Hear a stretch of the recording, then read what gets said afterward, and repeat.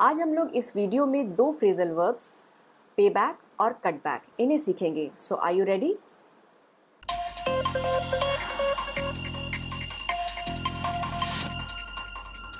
Hello friends, welcome back to my channel English Ivy. I am doctor Anu Pandey. आज के phrasal verb part 2 के video में पहला phrasal verb है पे बैक, जो वर्ब पे और प्रीपोजिशन बैक से मिलकर बना है। पे का अर्थ होता है भुगतान करना या किसी चीज़ की कीमत चुकाना। इसे बैक के साथ जोड़ने पर फ्रेजल वर्ब बनता है पे बैक, जिसका पहला अर्थ है ऋण या कर्ज चुकाना और दूसरा अर्थ है बदला लेना या बदला चुकाना। ध्यान दीजिएगा, दोनों ही अर्थों में कुछ वापस करने की या कुछ चुकाने की बात हो रही है। पे बैक का मतलब होता है उधार चुकाना, यानी लिया हुआ पैसा वापस चुकाना। इसे ऐसे समझते हैं कि जैसे आपको एक घर खरीदना है और आपके पास पैसे कम पड़ रहे हैं, तो आप एक निश्चित समय के लिए बैंक से होम लोन लेते हैं, यानी बैंक से पैसे उधार लेते हैं, जिसे आप ईएमआई के रूप में यानी इंस्टॉलमेंट के रूप में बैंक को धीरे धीरे वापस करते हैं। तो यहाँ पर सेंटेंस बनेगा I am paying back my home loan. अब एक दूसरी सिचुएशन देखते हैं।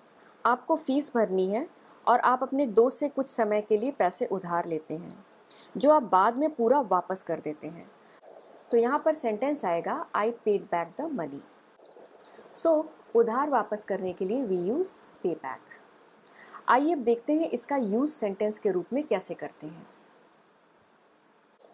सेंटेंस के रूप में पे बैक का प्रयोग करने के लिए पहले लिखते हैं सब्जेक्ट प्लस पे बैक प्लस ऑब्जेक्ट। ऑब्जेक्ट में उस वस्तु का नाम लिखते हैं जिसे वापस करना है। जैसे मुझे उधार वापस करना है, आई need to pay back the loan. आई यानी subject, need to, pay back और उस ऑब्जेक्ट का नाम जो वापस करना है, लोन। पे बैक एक सेपरेबल फ्रेज है जिसे ब्रेक कर सकते हैं। पे बैक को ब्रेक करके इसके मिडिल में ऑब्जेक्ट प्लेस करते हैं। ऑब्जेक्ट उस व्यक्ति का नाम है जिसका उधार वापस करना है।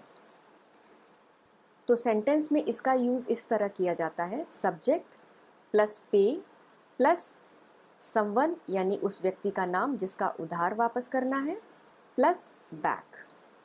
आइए एक एग्जाम्पल देखते हैं। वह कल तुम्हारा उधार वापस कर देगा।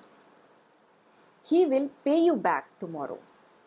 यहाँ पर यू यानी तुम्हारा जिसका उधार है, उसे पे और बैक के मिडिल में प्लेस किया गया है। आइए अब पे बैक का दूसरा अर्थ देखते हैं। पे बैक का दूसरा अर्थ होता है बदला लेना या प्रतिशोध लेना। अपमान का बदला लेना, धोखे का बदला लेना या अन्याय का बदला लेना। यानी किसी ने आपको कुछ भला बुरा कहा है या इंसल्ट किया है या कुछ अप्रिय किया है, तो आप उसे वही वापस करते हैं या उसे वही चुका देते हैं।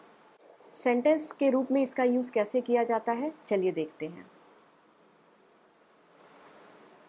सेंटेंस के रूप में इसका प्रयोग होता है सब्जेक्ट प्लस पे प्लस समवन।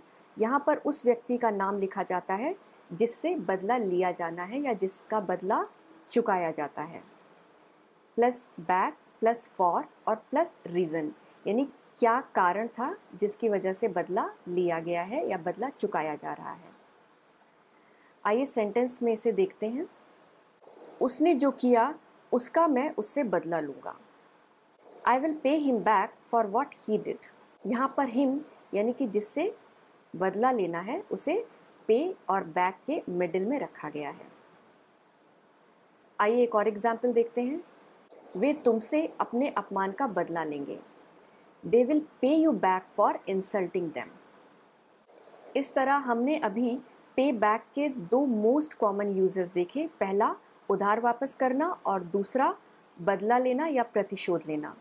आइए अब दूसरा फ्रेजल वर्ब कट बैक देखते हैं। Cut back phrasal verb cut और बैक प्रीपोजिशन से मिलकर बना है। कट का अर्थ होता है काटना, जिसे बैक के साथ जोड़ने पर फ्रेजल वर्ब कट बैक बनता है, जिसका अर्थ होता है कटौती करना यानी कमी करना, किसी चीज़ की मात्रा में या अमाउंट में कमी करना। इसे ऐसे समझते हैं कि मुझे बैंक का लोन चुकाना है। I have to pay back my bank loan. और उसके लिए मुझे पैसे बचाने हैं, और पैसे बचाने के लिए मुझे अपनी शॉपिंग में कमी करनी होगी। तो सेंटेंस ऐसे बनता है, to pay back my loan I need to cut back on my shopping. अब गेस कीजिए कि इस सेंटेंस में कट बैक का क्या मीनिंग होता है, क्या अर्थ आता है।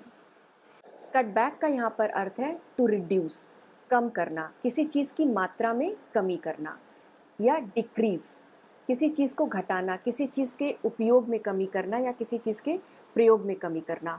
जैसे पानी बचाने के लिए हमें पानी के प्रयोग में या पानी के उपयोग में कटौती करनी चाहिए। We should cut back on water to save water. आइए सेंटेंस में इसका यूज़ कैसे होता है देखते हैं। सबसे पहले cut back plus on plus something और डूइंग समथिंग। समथिंग और डूइंग समथिंग में उस काम को या उस चीज़ का नाम लिखा जाता है जिसकी मात्रा कम करनी है या जिस पे कटौती करनी है।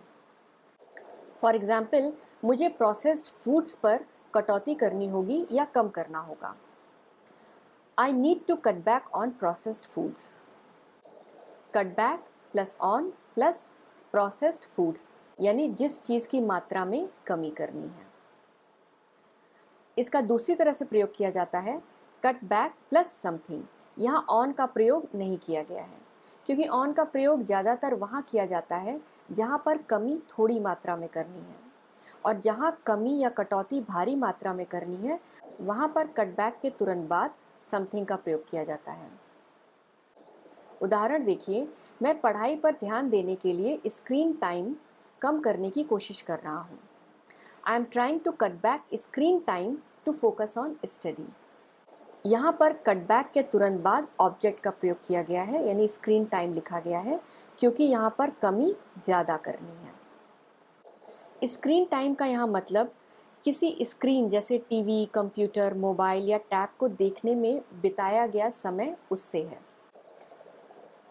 आई होप आपको मेरा वीडियो पसंद आया होगा। Thank you for watching.